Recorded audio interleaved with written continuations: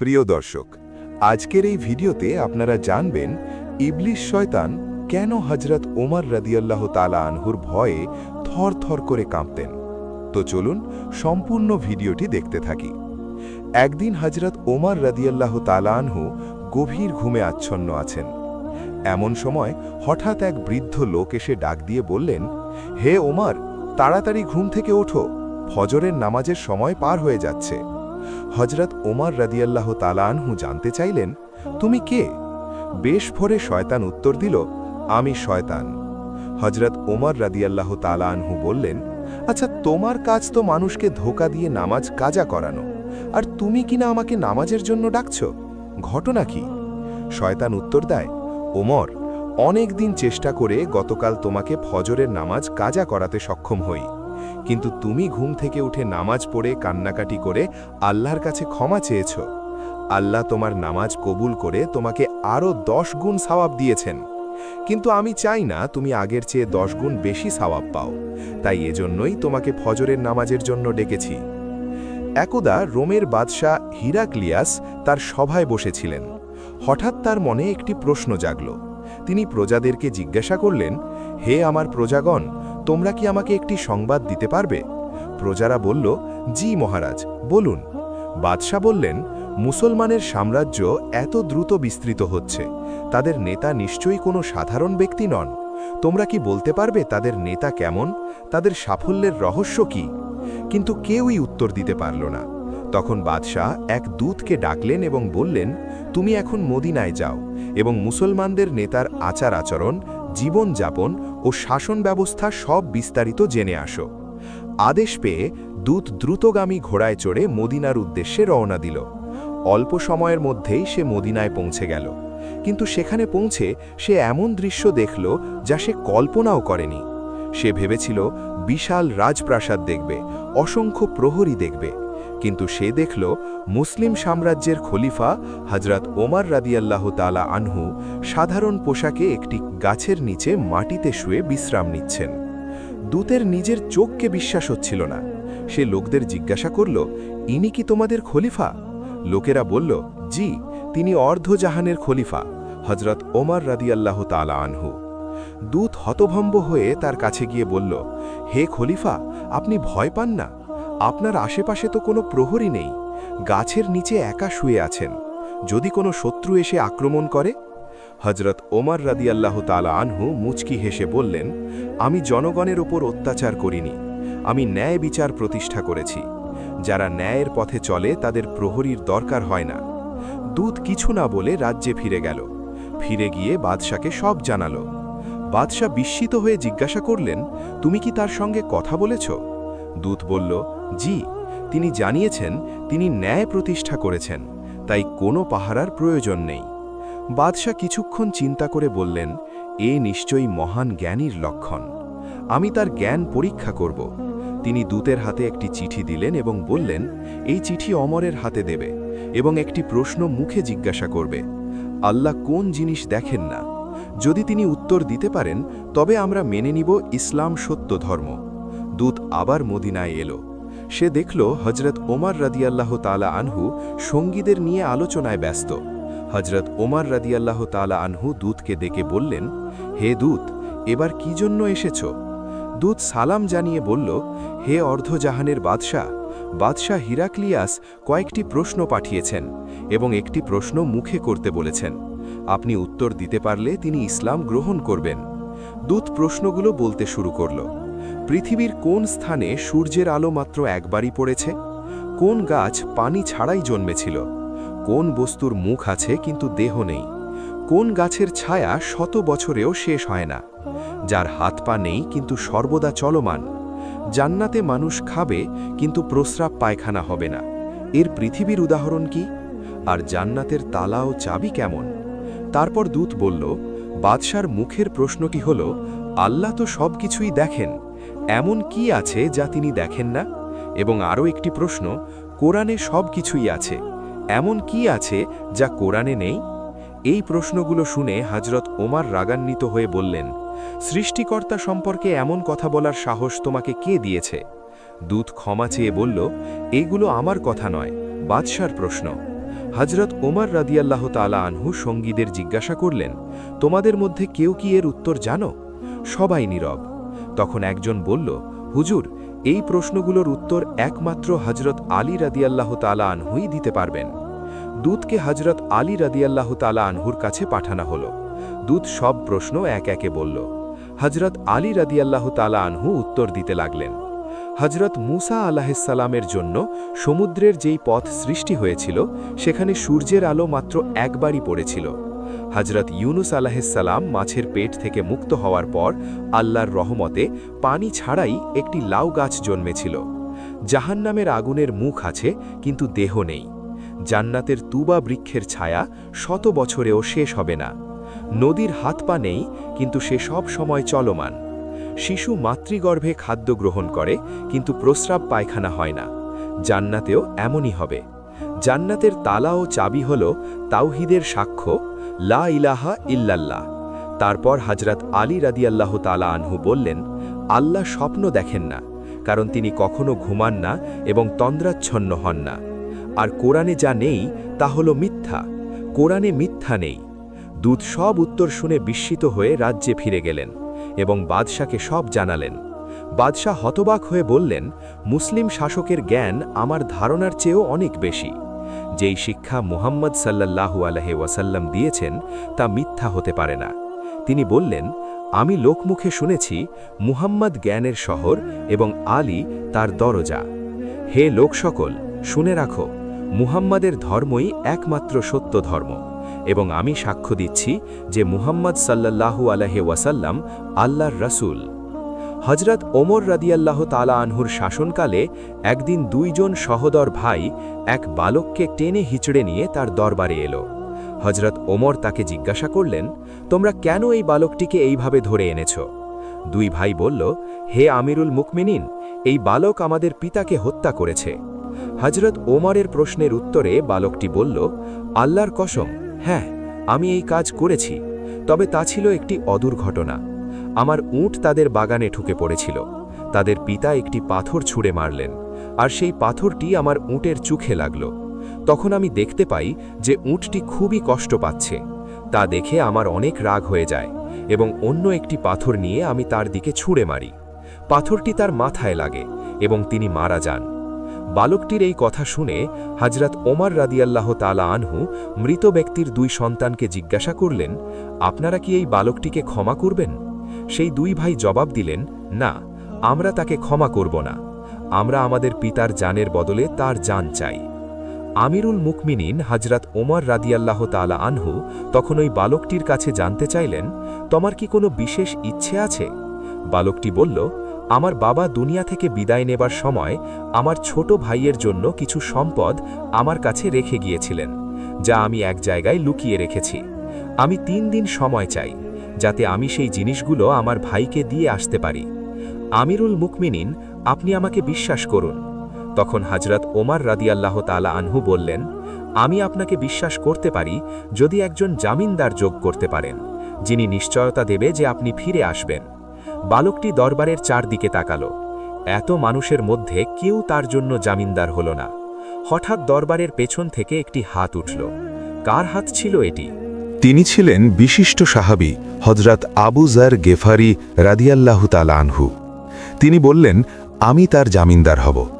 এখানে জানার বিষয়, যদি বালকটি ফিরে না আসে তাহলে বালকের পরিবর্তে হযরত আবু যার গেফারির শিরচ্ছেদ করা হবে। সুতরাং উপযুক্ত জামিনদার পাওয়ার পর বালকটিকে ছেড়ে দেওয়া হলো। 1 দিন গেল, 2 দিন গেল, কিন্তু বালকটি তো ফিরে এলো না। তৃতীয় দিন দুই ভাই হযরত আবু যার গেফারি রাদিয়াল্লাহু তাআলার কাছে গেলেন। তখন আবু যার রাদিয়াল্লাহু তাআলা বললেন, আমি মাগরিব পর্যন্ত অপেক্ষা করব, আপনারা আমাকে মাগরিব পর্যন্ত সময় দিন। অতঃপর মাগরিবের কিছুক্ষণ আগে হযরত আবু যার গেফারি রাদিয়াল্লাহু আল্লাহর দরবারে রওনা হলেন। পবিত্র মদিনার অধিবাসীগণ তার পিছু পিছু চলতে লাগলেন। সকলেই দেখতে চান আজ কি হতে চলেছে। সত্যিই কি হযরত আবু যার গেফারিকে বালকের পরিবর্তে মৃত্যুদণ্ড দেওয়া হবে? চারদিকে পিন পতন নীরবতা। হঠাৎ মাগরিবের আজান হওয়ার কিছুক্ষণ আগে সেই বালক চিৎকার দিয়ে দৌড়ে এসে ওমর রাদিয়াল্লাহু তাআলার দরবারে উপস্থিত হল এই দৃশ্য দেখে সাইয়েদেনা ওমর রাদিয়াল্লাহু তাআলা জিজ্ঞাসা করলেন, হে যুবক, তুমি কেন এসেছ? আমি তো তোমাকে আনার জন্য লোক পাঠাইনি। কোন জিনিস তোমাকে ফিরে আনলো? তখন বালকটি উত্তর দিল, আমি চাই না কেউ বলুক একজন মুসলিম কথা দিয়েছিল কিন্তু সে কথা রাখেনি, তাই আমি ফিরে এসেছি। সাইয়েদেনা হজরত ওমর রাদিয়াল্লাহু তাআলা তখন হজরত আবু জার গেফারি রাদিয়াল্লাহুকে বললেন, হে আবু জার, না জেনে আপনি কেন এই বালকের জামিনদার হলেন? হজরত আবু জার রাদিয়াল্লাহু তাআলা বললেন, আমি দেখলাম একজন মুসলমানের সাহায্যের প্রয়োজন। আমি চাই না কেউ বলুক একজন মুসলমানের সাহায্যের প্রয়োজন ছিল কিন্তু কোনো মুসলমান তাকে সাহায্য করেনি। এই কথা শুনে দুই ভাই বলে উঠল, আমিরুল মুকমিনিন, আমরাও চাই না কেউ বলুক একজন মুসলমান ক্ষমা চেয়েছিল কিন্তু অন্য মুসলমান তাকে ক্ষমা করেনি। তারপর দুই ভাই বালকটিকে ক্ষমা করে দিল। সুবহানাল্লাহ। এই ঘটনাটি ঘটার মাধ্যমে বোঝা যায় হজরত ওমর রাদিয়াল্লাহু তাআলা আনহু-এর খেলাফতকালে মুসলিম উম্মাহ কতটা আরাম এবং শান্তিময়ভাবে জীবনযাপন করতে পেরেছিল। তিনি অর্ধ পৃথিবীর বাদশাহ হয়েও প্রতি রাতে মানুষের বাড়িতে বাড়িতে গিয়ে খোঁজ খবর নিতেন, কোনো বাড়িতে অনাহারে কেউ আছে কিনা, এমন কেউ আছে কিনা যে না খেয়ে ঘুমিয়ে আছে। এমন কারো সন্ধান পেলে তিনি সরকারি কোষাগার থেকে তাদের জন্য খাবার পাঠাতেন। একদিন রাতের বেলা পর্যবেক্ষণ করতে গিয়ে তিনি এক বাড়িতে দেখলেন একটি ঘরে দুইটি বাচ্চা কান্না করছে এবং একটি চুলার ওপর পাতিলে কিছু নাড়াচাড়া করছে এক মা। তিনি বাচ্চাদের বলছেন, আর একটু পরেই তোমাদের খাবার হয়ে যাবে। অনেক সময় হয়ে গেল কিন্তু খাবার হচ্ছে না। অবশেষে বাচ্চারা ক্ষুধায় কাঁদতে কাঁদতে ঘুমিয়ে পড়ল। এই দৃশ্য দেখে হজরত ওমর রাদিয়াল্লাহু তাআলা পরিচয় গোপন রেখে সালাম দিয়ে ঘরে প্রবেশ করলেন এবং বললেন, আপনি কি রান্না করছেন আর আপনার ছেলেদের কিছুই খেতে দিলেন না কেন? মহিলা বললেন, আজ আমার ঘরে খাবার ছিল না। বাচ্চারা কান্না করছিল, বারবার খাবার চাইছিল। আমি অসহায় হয়ে পাতিলে পানি দিয়ে নাড়াচাড়া করে অভিনয় করছিলাম যেন খাবার রান্না হচ্ছে। আশা করছিলাম কখন বাচ্চারা ঘুমিয়ে পড়বে। এই কথা শুনে হজরত ওমর রাদিয়াল্লাহু তাআলা সেখান থেকে তাৎক্ষণিক বের হয়ে সরকারি কোষাগার থেকে আটা দিয়ে একটি বস্তা এক সৈনিকের মাধ্যমে তার বাড়িতে পাঠালেন। মহিলা রাত্রিবেলায় সেই আটা দিয়ে রুটি বানিয়ে ছেলেদের জাগিয়ে খাওয়ালেন এবং আল্লাহর দরবারে শুকরিয়া আদায় করলেন।